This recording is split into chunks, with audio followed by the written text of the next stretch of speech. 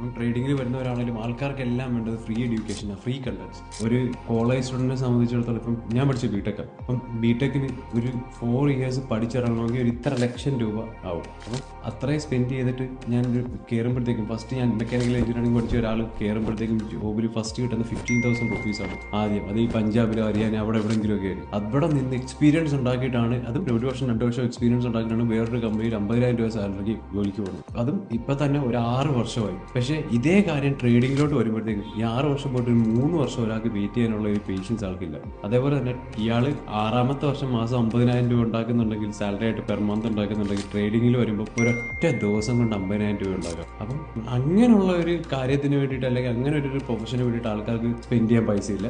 പക്ഷേ ബിടെക് എന്ന് പറഞ്ഞ ഒരു പ്രൊഫഷന് വേണ്ടിയിട്ട് സ്പെൻഡ് ചെയ്യാൻ കാശുണ്ട്. അതാണ് ആൾക്കാരുടെ മെയിൻ പ്രശ്നം. കാരണം നമുക്ക് ഇത്രയും റിവാർഡിങ് ആയിട്ടുള്ള സാധനം കിട്ടണമെങ്കിൽ നമ്മൾ അതിന് വേണ്ടിയിട്ട് എന്തെങ്കിലും കൊടുക്കണം. ഈ നമ്മളൊരു കാര്യം സാക്രിഫൈസ് ചെയ്യാതെ നമുക്ക് ഒരു